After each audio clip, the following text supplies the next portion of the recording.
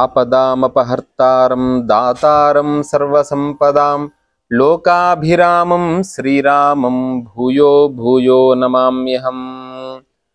బ్రాహ్మీ మాహేశ్వరీ చైవ కౌమారీ వైష్ణవీ తథా వారాహీ చైవ చేంద్రాని చాముండా సప్తమాతృక. సప్తమాతృకలలో వారాహీదేవి ఒకరు అని మనము వారాహి తత్వాన్ని తెలుపుకున్నాము. ఆషాఢస్య ప్రథమ దివసే మేఘమాశ్లిష్టసానుం వప్రక్రీడా పరిణత గజ ప్రేక్షణీయం దదర్శాని. ఆషాఢమాసం విశిష్టతను తెలుపుకున్న తర్వాత ఇప్పుడు మనము బ్రహ్మాండ పురాణంలో లలితా సహస్రనామాల్లో ఈ వారాహీదేవి యొక్క విశిష్టతను మనకు ప్రమాణం ఉంది. అందరూ కూడా నూతనంగా ఉన్నటువంటి దేవతలను ఆరాధిస్తున్నారు అని అంటున్నారు. కానీ పూర్వము నుండే మనకు అమ్మవారిని ఆరాధించమని ప్రతి ఒక్కరు కూడా ఆరాధించమని చెప్పారు. ఈ లలితా సహస్రనామాల్లో ఉన్నటువంటి నామాలలో ఈ వారాహీదేవి యొక్క విశిష్టత ఉంది.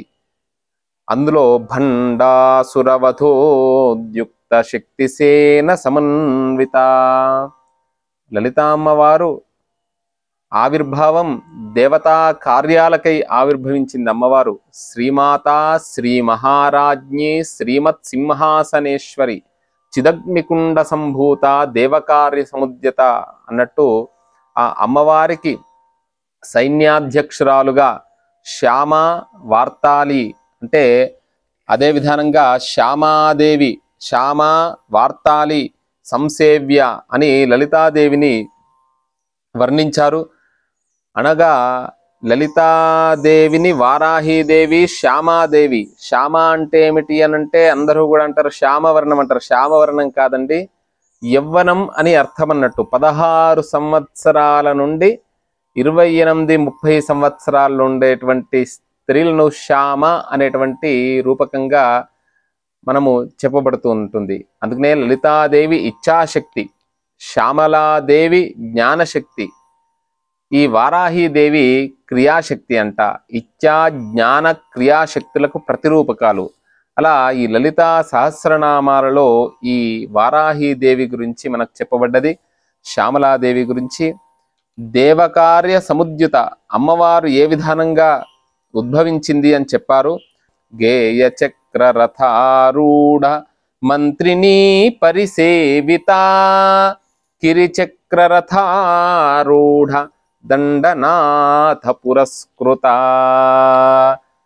జ్వాలామాలినికా క్షిప్తా వన్ని ప్రాకార మధ్యగా భండ సైన్యవదోద్యుక్త శక్తి విక్రమ హర్షిత నిత్యా పరాక్రమాటోపనిరీక్షణ సముత్సుక భండపుత్ర వధోద్యుక్త బాలా విక్రమనందిత విశుక్ర ప్రాణహరణ వారాహి వీర్యనందిత.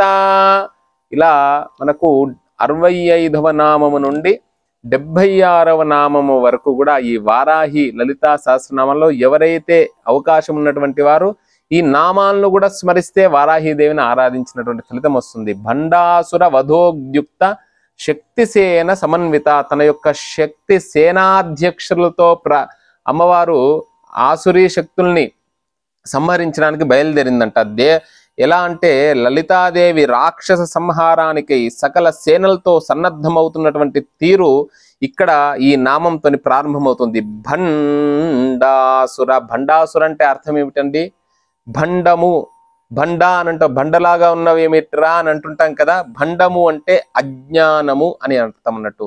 కడుపు నిండా తిని కంటి నిండా నిద్రపోవడము, సోమరిగా ఉండడము, ఇవన్నీ కూడా భండాసురుని యొక్క లక్షణాలే. మనలో కూడా ఈ లక్షణాలు ఉన్నాయి. ఈ లక్షణాలను జాడ్యాపహాన్ని తొలగించేటువంటి తల్లి అంట. నిశేష జాడ్యాపహ అని చెప్పారన్నట్టు. అలా భగవద్గీతలో కూడా ఇలాంటి దుర్గుణ సముదాయాన్నే అసుర సంపదగా వర్ణించారన్నట్టు. ఈ అసుర సంపదను తొలగించేటువంటి తల్లి అంట.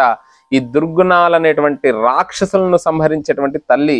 ఎలా ఆ తల్లి ప్రారంభమైంది అంటే బయలుదేరింది అంటే అలా అశ్వారూఢ దిష్టితాశ్వకోటి కోటి బిరావృత చక్రరాజ రథారూఢ సర్వాయుధ పరిష్కృత అని చెప్పి గేయ చక్ర రథారూఢ మంత్రిని పరిసేవిత అంటే అమ్మవారు ఆజ్ఞ ఇస్తే మంత్రాంగం అని అంటాం కదా, అలా శ్యామాదేవి మంత్రరూపం అంటే ఆలోచింపచేసేటువంటి శక్తుల్ని ప్రసాదిస్తుంది. అలా నాదచక్రం విద్యారూపం, సంగీత సాహిత్యాలలో కళల్లో ప్రావీణ్యాన్ని లభించడానికి శ్యామాదేవిని ఆరాధించాలని అంటారన్నట్టు. అందుకనే గేయ చక్ర రథారూఢ మంత్రిని దేవత అంటారన్నట్టు. మనస్సును అదుపులో ఉంచుకోవడం అనేటువంటిదే. అందుకనే మాతంగి అనేటువంటి మాతంగి అనేటువంటి నామం కూడా కలదు. తర్వాత కిరిచక్ర రథారూఢ దండనాథ పురస్కృత. కిరిచక్ర రథారూఢ, కిరి అంటే ఏమిటి అండి? వరాహం అని అర్థం అన్నట్టు. కిరి అనే దానికి అర్థం ఏంటిదంటే వరాహం. వరాహాల చేత లాగబడే చక్రాలు గల రథాన్ని అధిష్ఠించినటువంటి దేవత వారాహి దేవత. కిరిచక్ర రథారూఢ దండనాథ పురస్కృత. అమ్మవారికి దండనాథ అనేటువంటి అర్థం కూడా ఉంది. కిరి అనేటువంటి దానికి చాలా అద్భుతంగా మనకు అమరకోశంలో కూడా చెప్పారు. కిరణోశ్రమయూఖాంశు గభస్తిఘృనిగృష్టయ భాను కరో మరీచి. అంటే కిరతి తమ ఇతి కిరణ. అంటే కిరి అంటే వరాహం అని అర్థం అన్నట్టు. వరాహాల చేత లాగబడే చక్రాలు గల రథాన్ని అధిష్ఠించినటువంటి దేవత వారాహి. వార్తాలి అనేటువంటి నామం కూడా ఉన్నది ఈ అమ్మవారికి.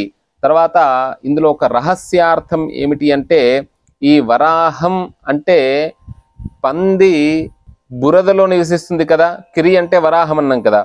ఎప్పుడు కూడా మానవుడు కూడా తిండి నిద్రలపైననే ధ్యాస కలిగి ఉండకుండా అలా మనస్సును ఉత్తేజపరుస్తూ వీటి నుండి బయటకు అంటే ఈ అసుర శక్తుల్ని తొలగించేటువంటి తల్లి అనేటువంటి అర్థం కూడా వస్తుందన్నట్టు. నిద్ర భోజనాలు అనేటువంటి యావలోనే కూరుకొని పోకుండా ఆ విధానంగా ఒక లక్ష్య సాధనకు అనుగ్రహాన్ని ఇస్తుంది ఈ వారాహి అమ్మవారు. అలా గొప్ప అర్థం కూడా వస్తుంది. తర్వాత అమ్మవారిని విశుక్ర ప్రాణహరణ వారాహి వీర్యనందిత. విశుక్రుడు అనేటువంటి రాక్షసుడు ఉన్నాడండి. భండాసురుని యొక్క పుత్రుల్లో విషంగుడిని శ్యామలాదేవి, విశుక్రుడిని వారాహిదేవి సంహరిస్తుంది. అంటే ఈ విశుక్రుడు అనేటువంటి వికృతమైనటువంటి శుక్రాన్ని హరింపచేస్తూ ఉంటాడు. మనకు ప్రధానంగా సంతానం కావాలి అని అంటే, బలం కావాలి అంటే ఈ వారాహి అనేటువంటి దానికి కూడా అర్థం ఏంటిదంటే బలం అనే అర్థం అన్నట్టు, ఇంద్రియములోని అర్థం అన్నట్టు. అలా అన్నం తీసుకుంటేనే కదా బలం అనేటువంటిది వస్తుంది. ఈ అన్నాన్ని ప్రసాదించేటువంటిది అని కూడా అర్థం అన్నట్టు. ఇలా వికృతమైనటువంటి శుక్రాన్ని, అందుకనే మనం ఫోన్లు కానివ్వండి, ల్యాప్టాప్లు కానివ్వండి, కొన్ని మనకు అందులో ఎంత మంచి ఉంటుందో దాంట్లో రేడియేషన్స్ అనేటువంటివి ఉంటారు కదా. పురుషులు ఎప్పుడు కూడా శరీరం మీద ఇలా ల్యాప్టాప్లు పెట్టుకోవడము, ఫోన్లు దగ్గరగా పెట్టుకోవడము, తల దగ్గరనే ఫోన్ పెట్టుకొని పడుకోవడము, అంటే దాంట్లో ఉండేటువంటి చెడు రేడియేషన్స్ ద్వారా మనలో ఉండేటువంటి శక్తిని అంతా కూడా లాగేస్తుందంట. అందుకనే ఈ యొక్క అర్థం కూడా అంటే మనలో శుక్ర కణాలన్నీ కూడా తొలగించేస్తుంటాడు అని అంటున్నట్టు. ఇలాంటి ఈ దుష్టుడైనటువంటి విశుక్రుడు అన్నటువంటి రాక్షసుడు మనలో ఒక్కొక్క శుక్రకణాన్ని తీసేస్తూ ఉంటే సంతాన ఉత్పత్తి లేకుండా ఉంటుందంట.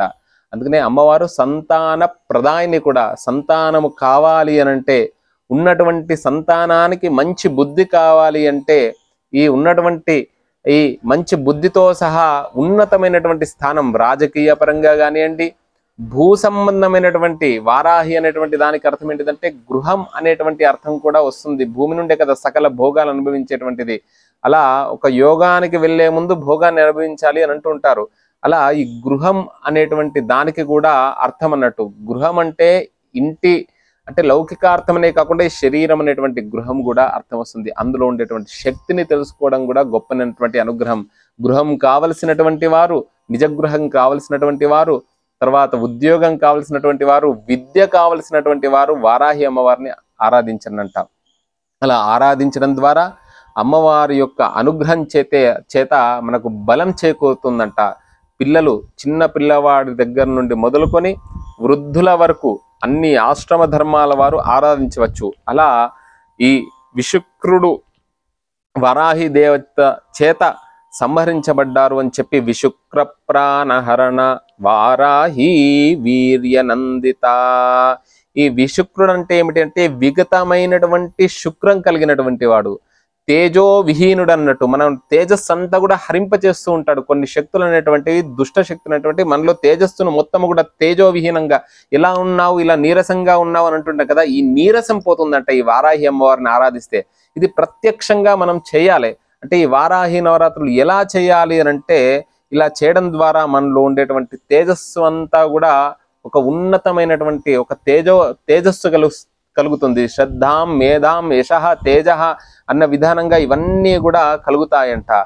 బలలాభేన విశ్వం ఆత్మసా కరోతి అనే సూత్రాన్ని అనుసరించి జ్ఞానం బలపడితే విశ్వమంతా కూడా భాషిస్తుంది. మనకు అలా గొప్ప ఆనందం కలుగుతుంది, ఒక గొప్పనైనటువంటి తేజస్సు కలుగుతుంది. అలాంటి తేజస్సును కలిగించేటువంటి దేవత, అలాంటి మంచి వీర్యాన్ని, బలాన్ని, ఇవన్నీ కూడా కలిగించేటువంటి దేవత ఈ వారాహిదేవి. అందుకనే విశుక్ర ప్రాణహరణ అంటే ఆ తేజో విహీనమైనటువంటి తేజస్సును హరించేటువంటి ఆ సమయంలో ఆ వారాహిదేవిని ఆరాధించడం ద్వారా మనలో తేజస్సు, బలము, యశస్సు, కీర్తి ఇవన్నీ కూడా ఒక గొప్పనైనటువంటి పేరు వస్తుందండి. ఎవరైనా సరే నాకు ఇల్లు కావాలి, లేకపోతే నాకు వివాహం కావాలి, సంతానం కావాలి, భూ సంబంధమైనటువంటి సమస్యలు ఉన్నాయి, తర్వాత న్యాయ సంబంధమైనటువంటి కోర్టు సంబంధమైనటువంటి సమస్యలు ఉన్నాయి, ఏ సమస్యలు ఉన్నా సరే ఆ వారాహి దేవిని ఎవరైతే 9 రోజులు ఆరాధిస్తారో వారికి జయం కలుగుతుంది. చాలా సూక్ష్మంగా అందరూ అంటారు, ఇది గుప్త నవరాత్రులు కదండి, గుప్త నవరాత్రులు కదండి అని అంటుంటారు. గుప్త నవరాత్రులు అంటే అర్థం ఏంటిదంటే, మనం ఏదైనా ఒక పని చేస్తూ ఉంటే మొత్తం బయటకంతా కూడా చెప్పి చేస్తామా? చేయం కదా. ఆ పని అయినాక విజయాన్ని మనం పంచుకుంటాం కదా. ఈ నవరాత్రుల యొక్క దీక్ష పూజ కూడా అంతే అన్నట్టు. ఎలా చేయాలి అని అంటే చాలా గుప్తంగా, అంటే మనస్సు ద్వారా. గుప్తంగా అంటే ఏంటిదంటే మనస వాచ కర్మన, మనస్సు ద్వారా ఓం వారాహ్యై నమః, ఓం వారాహ్యై నమః అనేటువంటి నామం ద్వారా కానివ్వండి, లేకపోతే లలితా సహస్రనామాల ద్వారా కుంకుమార్చన కానివ్వండి, లేదు మేము 1000 నామాలు చదవలేము, 100 నామాల ద్వారా చేసినా సరే, 100 నామాలు కూడా చదవలేము, 9 నామాలు అమ్మవారికి సంబంధించినటువంటి నామాలు ఉన్నాయి, ఆ నామాల్ని చదివినా కూడా అలాంటి గొప్పనైనటువంటి అనుగ్రహం లభిస్తుందంట. పంచమి దండనాథ సంకేత సమయేశ్వరి సమయ సంకేత వారాహి పౌత్రిని వార్తాలి శివ ఆజ్ఞాచక్రేశ్వరి అరిఘ్ని అనేటువంటి నామాల్ని చేసి, ఒక 9 నామాల్ని చేసి అమ్మవారిని అర్చించినా కూడా పూర్ణ ఫలితం వస్తుంది. బొగ్గుతో కానివ్వండి, లేకపోతే కెమికల్స్తో ఉన్నటువంటి గంధము కానివ్వండి, కెమికల్స్తో ఉన్నటువంటి అగరబత్తులు అసలు మీరు తీసుకోకండి. మంచిగా ఆవు పిడిక, ఈరోజు ఏది నమ్మాలో నమ్మద్దో తెలుస్తలేదు, అందుకనే ఆవు పిడిక తీసుకోండి, మంచిగా సాంబ్రాణి పొగ వేయండి. మీరు ఇంట్లో మంచిగా కొంచెం ఒక రవ్వంత నెయ్యి వేసి అందులో సాంబ్రాణి వేయండి, తర్వాత గుగ్గిలం వేయండి, మైసాక్షి వేయండి, అలా సాంబ్రాణి వేసి గంధము స్వచ్ఛమైనది దొరికితే తీసుకోండి, లేకపోతే గంధపు చెక్క తీసుకొని నూరి గంధాన్ని సమర్పించండి అమ్మవారికి. పంచోపచార గంధం, పుష్పం, మీకు ఎదురుగా మీ ఇంట్లో ఉండేటువంటి తులసి దళం, ధవనం, తర్వాత యథాశక్తిగా ఒక పుష్పం తీసుకొని సమర్పించండి. ఇంట్లో ఉండేటువంటి నివేదన ఒక పండు, మిశ్రి, కిస్మిస్ ఇలాంటిదైనా సరే అలా నివేదన చేయండి. రోజు కూడా మనం అన్నం వండుకుంటాం కదా, అలా అన్నంలోనే కొంత నెయ్యి వేసి, ఒక రవ్వంత చుక్క నెయ్యి వేయండి, లేకపోతే కొంచెం మిశ్రీ వేసి నివేదన చేసి ఆ ప్రసాదాన్ని తీసుకోండి. దీనికి పెద్ద మనకు విషయం అంటూ ఏమీ లేదు, అందరూ కూడా చేసుకునే విధానంగానే ఉంటుంది. అలా అమ్మవారు గుప్తంగా, అంటే గుప్త నవరాత్రులు అంటే రహస్యం అంటే ఏమిటి అంటే, ఏ పని చేసే ముందైనా కూడా పనినంతా కూడా మనం చెప్పాం కదా, ఈ నవరాత్రులు కూడా గుప్తంగా, అంటే సాయంకాలం ప్రదోషో రజనీముఖం అంటే సూర్యోదయానికి పూర్వంగా కానివ్వండి, సూర్యాస్తమయం తర్వాత కానివ్వండి, అంటే ప్రదోషో రజనీముఖం. ప్రదోషం అంటే ఏమిటి అంటే మనకు దోష భూయిష్టమైనటువంటిది. ఆ సమయంలో నిద్రించకూడదు, ఆ సమయంలో తినకూడదు, ఆ సమయంలో వ్యవహారం చేయకూడదు, ఆ సమయంలో దీపారాధన చేసి ధూపం వేసి శ్రద్ధగా భక్తిగా ధ్యానంలో కూర్చోవాలి. మనస్సు అన్నిటికంటే వేగమైనటువంటిది. మనం మంచిగా కూర్చున్నప్పుడు, ధ్యానంలో కూర్చున్నప్పుడే అనేక ఆలోచనలు వస్తుంటాయి, అనేక ఫోన్లు వస్తుంటాయి. కొద్దిసేపు అరగంట సేపు ఫోన్ సైలెంట్లో పెట్టడం చేసేంతసేపు 24 గంటల సమయం ఉంటుంది. భగవంతుడు యొక్క అనుగ్రహం ద్వారా ఈ జన్మ లభించింది కాబట్టి భగవంతుడికి మనం ఏమి చేయగలుగుతామంటే కొద్దిసేపు అందరూ కూడా ధ్యానం చేయండి ప్రశాంతంగా. ఎన్ని కార్యాలున్నా కూడా అలా చేయడం ద్వారా ఆ అమ్మవారు భయానికి సంకేతం అని చాలా మంది అంటున్నారు. ఎవరికి భయము అంటే దూర్ధానామతి దూరా వార్తా శేషావలగ్న కమనీయ ఆర్తాళీ శుభదాత్రి వార్తాళీ భవతు వాంఛితార్థాయ. ఎవరైతే దుష్టబుద్ధితోని కోపంగా ఉంటారో, దుష్టబుద్ధితో ఉంటారో, అసూయతో ఉంటారో, ఈర్ష్యతో ఉంటారో, ద్వేషంతో ఉంటారో వారికి ప్రమాదకరం, వారికి భయానకం. అందుకనే మానవుడు ఆ అమ్మవారిని ఎలా ఆరాధించాలి అంటే శాంతంగా ఆరాధించాలి. ఎంత శాంతంగా అంటే ప్రశాంతమైనటువంటి చిత్తంతోని. ఎందుకంటే ఆ అమ్మవారిని ఆరాధిస్తే చాలా శక్తులు మనకు కలుగుతాయి. మనం కలిగినప్పుడు వెంటనే ఇంకొకరి మీద మనం కోపంగా అంటే అతనికి ప్రమాదం జరిగే అవకాశం ఉంటుంది. అందుకనే శాంత స్వరూపకంగా ఆరాధించి 9 రోజులు నవరాత్రులు చేసేంతసేపు కూడా వారి యందు ప్రశాంతమైనటువంటి చిత్తంతో ఉండాలని మనకు చెబుతుంది.